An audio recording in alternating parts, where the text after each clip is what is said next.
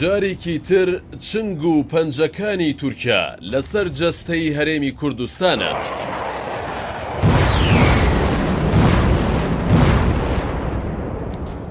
ئۆپەراسیۆنەکانی پەنجە یان چنگ ئەو ناوەیە کە هاوڵاتیانی هەرێمی کوردستان ئاشنایەتیان پێ هەیە و هەرچەند مانگجارێک بینەری ئەو چنگ و پەنجانن کە بە جەستەی نیشتیمانەکەیانەوەیە. سوپای تورکیا ئەو سوپایەیە کە بەردەوام بە پەنجە و چنگەکانی جەستەی هەرێمی کوردستان و خاکی کوردستان دەڕنێت و لە هەوڵی هەڵوەشاندنی جەستەی ماندووی کوردستاندایە. ئۆپەراسیۆنەکانی پەنجە کە بە ئۆپەراسیۆنەکانی چنگیش ناویان دەبرێت درێژەی جم و جوڵە سەربازیەکانی سوپای تورکیان لە ناو خاکی هەرێمی کوردستان دژ بە گەریلاکانی پەکەکە لە ماوەی ساڵانی ڕابردوودا چەند ئۆپەراسیۆنێک بەو ناوەوە و با چەند قۆناغێک ئەنجام دران و هەمویان لە نێو خاکی هەرێمی کوردستان و بە بیانووی هەبوونی گەریلاکانی پارتی کرێکارانی کوردستان پەکەکە ئەنجام دراون. بەڵام چاودێران بۆ چوونیان وایە بەشێکی زۆر لە نیەت و خواستی پشت ئۆپەراسیۆنەکان داگیرکاری خاکی کوردستان و لەشکرکێشی زیاترە بۆ قوڵایی خاکی هەرێمی کوردستان.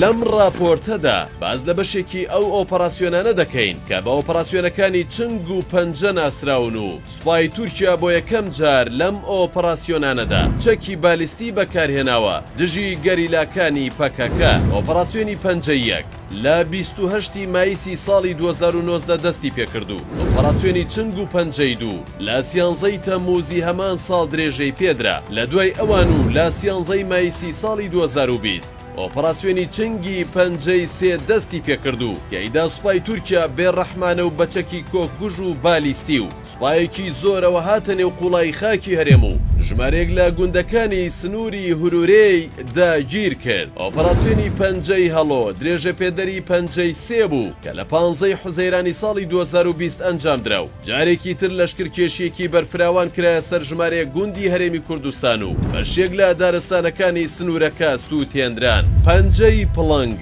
ناوی ئەو ئۆپەراسیۆنە بوو کە لە 11 ئابی هەمان ساڵ دەستی پێکردو لە دەی شوباتی ساڵی دواتریش واتە ساڵی 2021 بە هەمان ناوەوە جارێکی تر سوپای تورکیا هێرشی کردەوە سەر گەریلاکانی پەکەکە و خاکی هەرێمی کوردستان.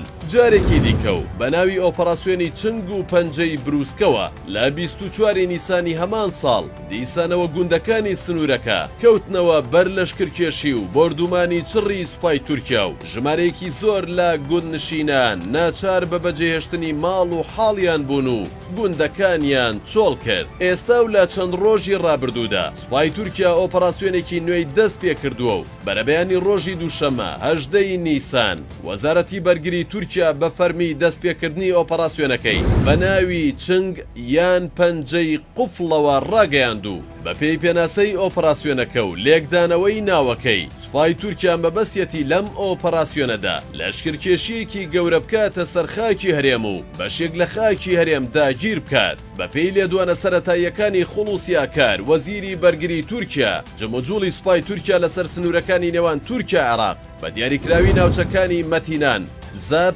ئاڤاشین باسییان بۆ سەربنکەکانی پەکەکە دەستیان پێکردووە. هەر لە چوارچێوەی لێدوانەکانی خوڵوسیاکاردا هاتووە کە تورکیا ئامانجی لە ئەنجامدانی ئۆپەراسیۆنەکەی بۆ ئەو ناوچانە تەنها لە ناوبردننی پەکەکە نییە بەڵکو دەست بەسەرداگرتنیشە. بە پێڕوونکردنەوەکانی وەزارەتی بەرگری تورکیا ئەم ئۆپەراسیۆنە بە بەشداری یەکینەکانی هێزە تایبەتیەکان بە ناوی کۆماندۆکانی بۆردۆ بارەلی کە ئەم هێزانە هێزی فیدایی سوێند خواردون بە سوێندی وەفا و گیانفیدایی بۆ تورکیا ئەنجام دەدرێت. ئەم ئۆپەراسیۆنەی تورکیا چەند ڕەهەندێکی لە ڕووی سیاسی و سەربازی و کاتەکەیەوە هەیە بۆ تورکیا. یەکەمیان دواخستنی ئۆپەراسیۆنەکەیە کە بڕیار بوو لە 15 مارسدا ئەنجام بدرێت بە پێچەوانەوە بە شێوەیەکی چاوەڕوان نەکراو. ئۆپەراسیۆنەکە کەوتە نیوەی دووەمی مانگی نیسان کە لە هەمان کاتدا نیوەی دووەمی مانگی ڕەمەزانە و لەوە پێش هەرچەند چاودێران و سەرچاوە هەواڵیەکان باسییان لە ئەنجامدانی ئۆپەراسیۆنەکە دەکرد. بەڵام نەوەزارەتی بەرگری تورکیا و نەوەزیرەکەشی بە وشەیەک ئاماژیان بە ئەنجامدانی ئۆپەراسیۆنێکی لەم شێوەیە نەدابوو. بۆ ئەنجامدانی ئەم ئۆپەراسیۆنانە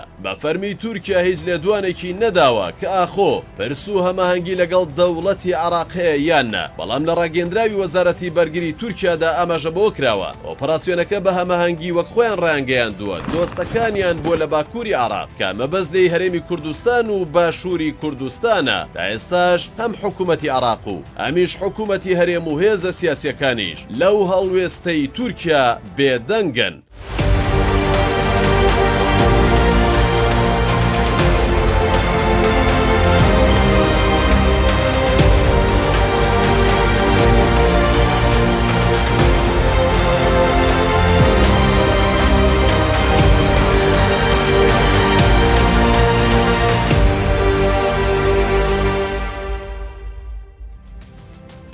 ئەردۆغان و ئاکار و سۆیلو سێ کوچکەی بەڕێوەبردننی دەوڵەتی تورکیا لە پلانی ئەم جارەیان بەشداریان بە ئۆپۆزیسیۆنیش کردووە بەپێی ئەو هەواڵانەی لە میدیا فەرمی و نافەرمیەکانی تورکیاوە بڵاو کراونەتەوە. ئەم جارە حکوومەت بۆ ئەنجامدانی ئۆپەراسیۆنی سەرپەکەکە پرسی بە کەمال کلیژدار ئۆغڵو سەرۆکی پارتی جاهاپە و مەراڵ ئاکشنەری سەرۆکی ئیپارتی و چەند پارتێکی تریش کردووە. لە نیوە شەوی 16 لەسەر هەفتەی ئەم مانگەدا بەتێگڕا ئۆکیان بۆ خوڵسی ئاکار کرد بۆ دەستپێکردنی ئۆپەراسیۆنەکەی. خاڵێکی تر و لە هەمووشیان گرنگتر پرسی نزیکبوونەوەی هەڵبژاردنە کە پرسێکی گەرمی ناوەندە سیاسی و ڕاگەیاندەکانی تورکایە و بێگومان کاریگەری سەرەکی لە ئەنجامدانی هەر جوڵەیەکی سیاسی و سەربازی لە ئێستادا لە تورکیادا هەیە. ئاکپارتی بڕوای وایە چەند پەکەکە لاواز بێ ئەوەندە زەمینەی بردنەوەی لە هەڵبژاردنەکان بۆ فراهەم دەبێت چونکە پەکەکەیەکی لاواز لە ڕووی هێزی چەکداریەوە